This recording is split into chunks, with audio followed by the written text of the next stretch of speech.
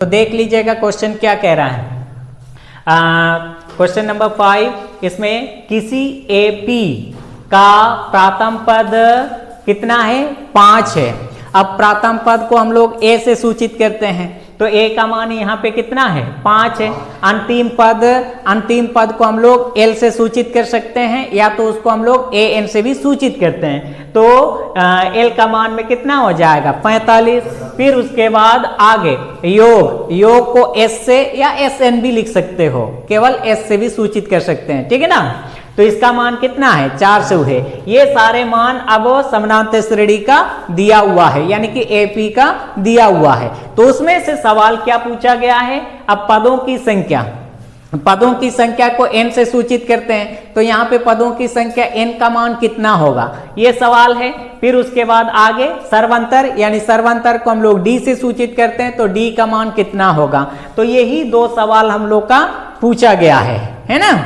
तो इन 2 सवालों का मानों को प्राप्त करने के लिए जो भी मान दिया हुआ है उसको हम लोग लेके चलने का काम करेंगे, है ना। देखिएगा, इसको हल करते हैं, बनाते हैं, सॉल्व करते हैं। दिया है एपी का प्रथम पद को ए से सूचित करते हैं, तो ए बराबर कितना लिखेंगे? 5 है। आगे उसके बाद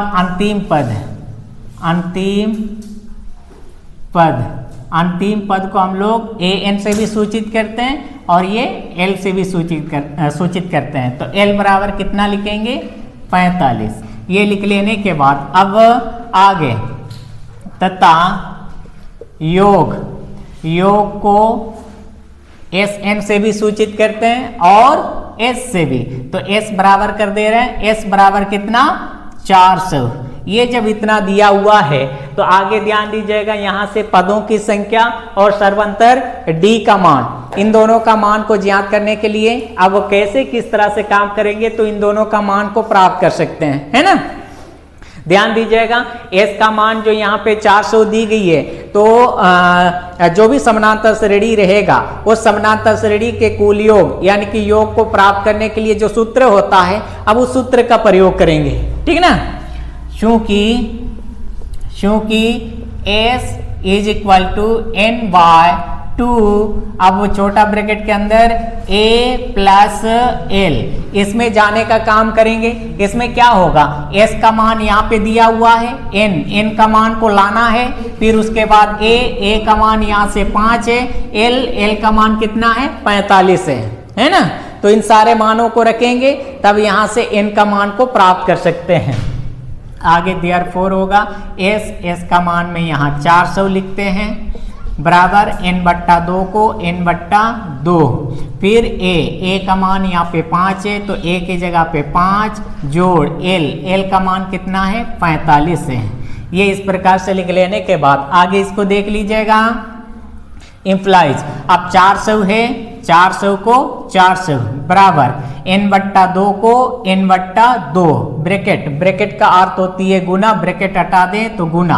अब 45 जोड़ 5 है, 45 और 5 को जोड़ दें तो कितना होगा? 50 होने के बाद अब n/2 गुना 50 है, इसका अर्थ हो गया है इस 2 से 50 का भागा है, कटेगा, तो इसको हम लोग काट सकते हैं। अब 2 एकाओं 2, 2 दूनी 4, 5 है लेकिन 4 हुआ, 5 में से 4 घटा दें तो 1 बचेगा, 1 को दाईं तरफ लेके आए 10, अब 2 बचे 10, यानी 25 दूनी 50, ये कट गया। आगे फिर इम्प्लाइज अब 400 है, 400 अब दाईं तरफ जो है ना n गुना 25 है, यानी 25 का इस n के साथ में क्या है? गुणा है। तो अब क्या कर सकते हैं? n का मान लाना है, n को दाईं तरफ हम लोग निराकरण कर दें और 25 को बाईं तरफ लेके आए, तो गुना चिन्ह किस में बदलेगा? भागा में, यानी कि बट्टा के नीचे हार में अब 25 होगा। अब दाईं तरफ n जो है ना निराकरण हो गया है, ठीक है। आगे अब 25 से 400 को हम लोग भागा देने का काम कर सकते हैं, काट सकते हैं। कैसे कटेंगे इसको देख लीजिए, 25 एकाओं 25, अब 25 एकाओं 25, 40 है लेकिन 25 हुआ, तो 40 को 25 से घटा दें तो घटाने पर उसका घटानफल कितना आएगा? 15। तो ये जो 15 है, 15 को अब इस शून्य की तरफ लेके जाएं, यानी दाईं तरफ, तो अब 150 होगा, 25 चाक 150, ठीक है, ये कट गया। तो therefore 16 is equal to n, या n इज इक्वल टू 16, यानी कि 16 बराबर n या n बराबर 16।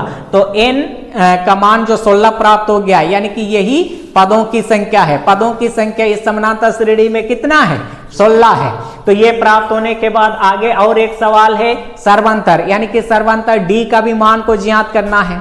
तो d का मान को अब प्राप्त करने के लिए अब वो कैसे, किस तरह से चलेंगे, तो d का मान प्राप्त कर सकते हैं, है ना।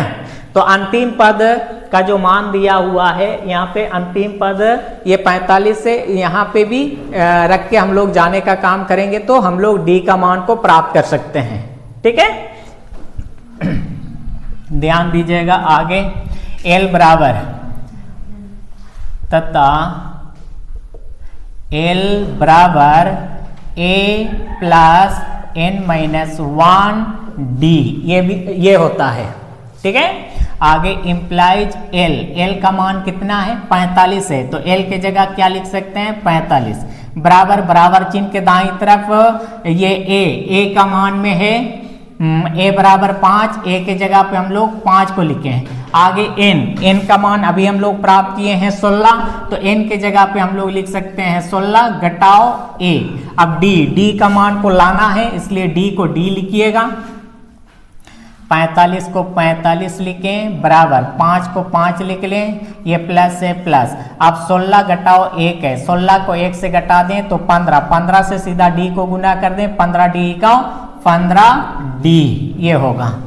इम्प्लाइज अब 45, अब दाईं तरफ जो है ना, इस 15d के साथ में 5 का संबंध जोड़ से जुड़ा है और d का मान लाना है, इसलिए 15d को हम लोग निराकरण करें, 5 को बाईं तरफ लाएं तो यहाँ का प्लस चिन्ह माइनस में, -5 दाईं तरफ, ये 15d निराकरण हुआ।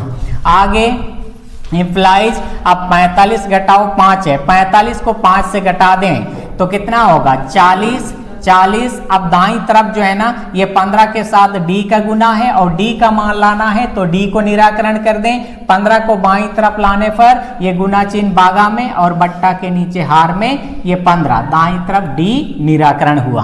अब इन दोनों के बीच में फिर कटेगा, है ना, 5 से, 5 तिया 15, अब 5 अट्टे 40, 5 से 15 का भी भागा, 5 से 40 का भी।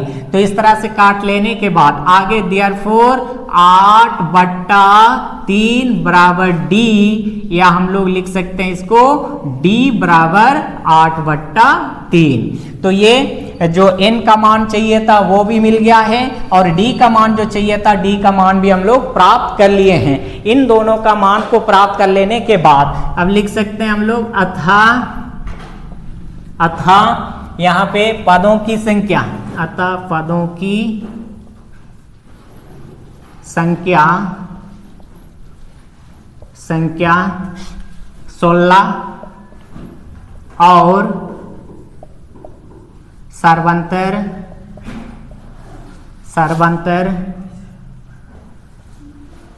का मान हो गया है 8/3 है। बस ये दो सवाल जो पूछा गया था उसका आंसर मिल गया है ना। इसमें कहीं पर किसी को कोई दिक्कत नहीं ना, तो इस तरह से हम लोग इसका काम करते हैं, है ना।